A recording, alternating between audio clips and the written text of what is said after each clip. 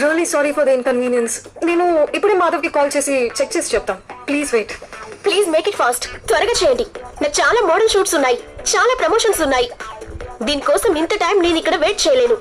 Please make it fast. Please wait. Direct గా వెళ్ళి కలవచ్చు కదా, ఇలా వెయిట్ చేయించడం ఎందుకు? వాళ్ళకి పేషెన్స్ కూడా టెస్ట్ చేయాలి కదా. డైరెక్ట్ గా వెళ్ళవచ్చు కదా, ఇలా వెయిట్ చేయించు. వాళ్ళకి పేషెన్స్ కూడా టెస్ట్ చేయాలి కదా. ఇంతకీ గోపిక ఎక్కడ? పాపం తను కూడా చాలా సేపటి నుంచి వెయిట్ చేస్తూ ఉంటుంది, కానీ మనకు కాల్ చేయట్లేదు అంతే. తను చేయకపోతేనే మనం చేద్దాం.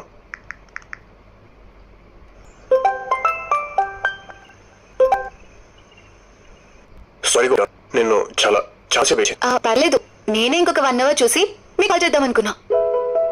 మొన్నట్లాగా కార్ ట్రబుల్ ఇచ్చిందేమో, ఎక్కడైనా ఇబ్బంది పడుతున్నారేమో అని. వస్తాను, ఎందుకంటే మీతో ఒక ఇంపార్టెంట్ విషయం చెప్పాలి. ఏంటో అంత ఇంపార్టెంట్? రేపటి వరకు వెయిట్ చేయొచ్చు కదా. లేట్ అవుతుంది, మీరు ఇంటికి వెళ్ళండి. జాగ్రత్త.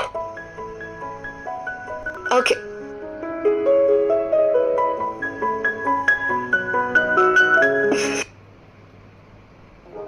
మిగతా ఇద్దరు సంగతి ఏం చేద్దాం?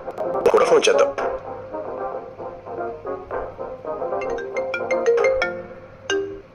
Madhav, this is not it Madhav. Auction జరుగుతుందని చెప్పి నన్ను ఇక్కడ ఒంటరిగా వెళ్తావా? ప్రమోషన్స్ ప్లాన్ చేద్దాం రమ్మని చెప్పి నన్ను ఇక్కడ పిచ్చి దానిలో వెయిట్ చేపిస్తున్నావు. సారీ స్నేహ, ఇవన్నీ నేను ఇప్పుడు వినలేను.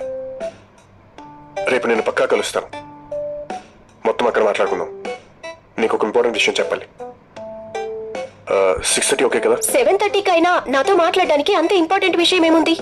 రేపు నువ్వు టైంకి రాకపోతే మళ్ళీ నీ కాల్ లిఫ్ట్ చేయను, నీ నెంబర్ బ్లాక్ చేస్తాను. ఓకే, బట్ రేపు మాత్రం నన్ను ఇలానే వెయిట్ చేయిస్తే ఇక నేను మీతో ఎలాంటి డీల్స్ పెట్టుకోను. ఖచ్చితంగా మిస్ అవును. రేపు పక్కా కలుద్దాం.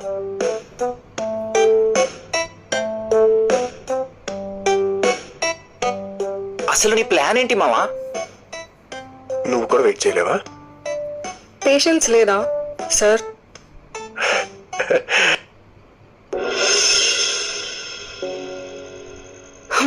నాకు అర్థమైంది, నువ్వు నాకు దగ్గర అవ్వాలన్న ఇంటెన్షన్తోనే ఇవన్నీ చేస్తున్నావు. కానీ మాధవ్, ఒకటి చెప్తున్నా, గుర్తుపెట్టుకో.